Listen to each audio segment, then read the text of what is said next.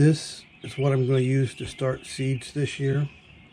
Usually, I usually just seed things direct in the garden and then move them to the flower bed if necessary. But I think I'm going to try out this year, starting out some few things ahead, maybe some peppers, some tomatoes, and we like to have some moonflowers. But it seems like in our growing season here, zone 5, they don't get started blooming until towards the end of the year, so I'm going to give them a head start inside. And then of course some tomatoes and peppers. And here is nice windowsill. I'm going to put the nice sunny windowsill next to this scented geranium here. And so here's what we have. Here's the mat. It's heated, and I'll lay it out there, plug it in. Here's the seed pellets, and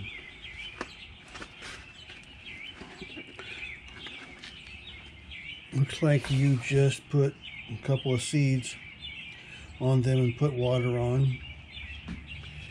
When you are watering plants indoors at any time, you always use aged water at least overnight. Never use tap water out of the tap. If you age it overnight, it comes to room temperature, and all the chlorine and added gases can be they air off or evaporate into the air. If you've ever seen the little bubbles in a glass of water rising to the top, that's what's happening. And so with potted plants, that's essential. Especially it's essential that the water is room temperature. And I usually add like a teaspoon per gallon of fertilizer, and then just let it set overnight before I use it for indoor plants. Okay, now you can see I've put the moonflowers in. They really just only give me about 10 of these moonflower seeds. 2, 4, 6, 8. Looks like there's only 9 of them. 9 moonflower seeds in the package. And so next thing I'm going to do is water these pellets.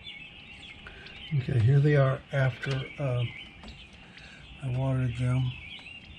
I watered it just enough up to this bottom line here, which covered the Jiffy 9 pellets. And I was trying to be careful not to float the seed around. The moonflower seeds seem to float very well, so they don't stay put very well. I'm thinking that this water is going to evaporate and be absorbed by these pellets pretty good, and it's not going to hurt the seeds to soak overnight in water.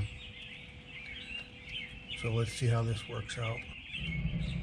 Okay, here they are with the cover on. I'm hoping that these seeds don't require darkness to germinate, or if they do, if the darkness at night would be enough. In the past, if I did want to start seeds in the house, what I would do is to put them in a pot with potting soil and set them on the water heater, and then cover them with a plastic bag to keep the moisture in. But you do want to watch them every day, so that as soon as they germinate, you need to take the cover off. So we'll be keeping an eye on these and seeing how they do, and we'll let you know. So here's how these seedlings have grown since I planted them a month ago. The moonflowers have just done great. Here's the moonflowers I've got growing. I planted them around the middle of the March. And today I'm going to plant these moonflowers, which I started inside, and I'll plant them around this pole. I made this box, a raised garden, just for them. I repurposed it from an old raised garden I had for vegetables that I didn't like that experiment. And so I'm just going to use it for moonflowers this year. And I've also got a package of nasturtiums here. I'm going to plant with it. So I'm going to grow them from seed just right direct in the soil here. And the first thing I'm going to do is tie up some strings for the vines to climb on. I think they could climb around the pole, twine all the way around it with some help real easily. And they may just do that on their own, but to start off with, I'm going to make some strings for them. And so I'm going to do that right now.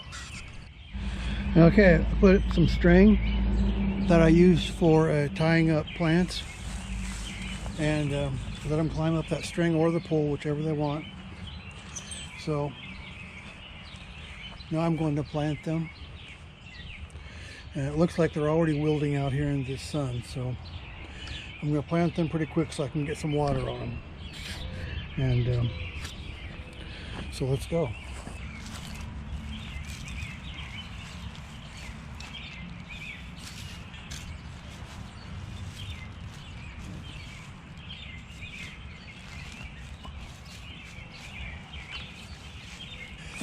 I read that moonflowers don't like to be transplanted, and so I put them in peat pots so I can just set the entire pot in the ground, and then just cover that in with dirt, and the peat pot will disintegrate and go back into the soil.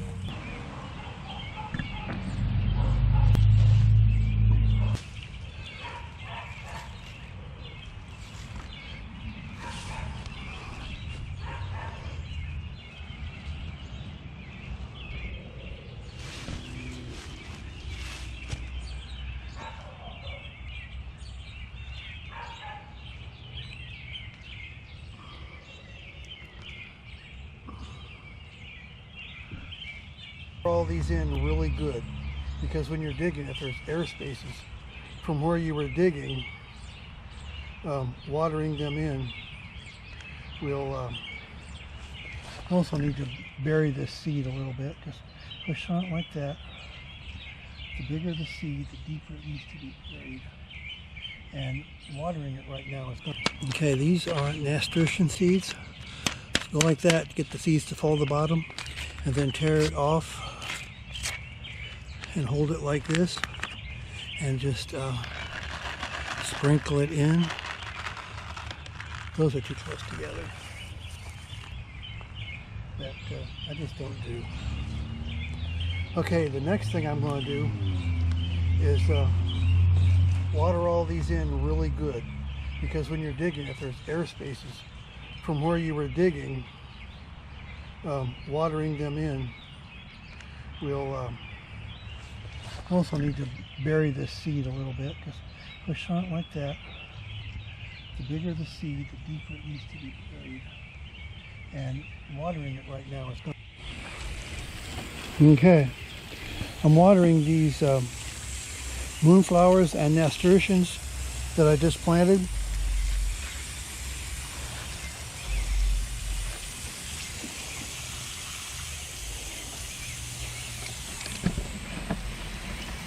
Are doing really good here, along with the marigolds. All these other, here's snapdragons. There's snapdragons right here, and marigolds. And here's nasturtiums. Here's the bloom. Here's the leaves have these round shape here.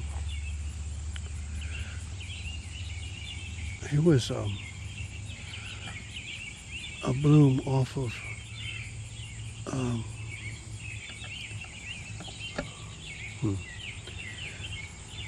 there's a couple more coming on too.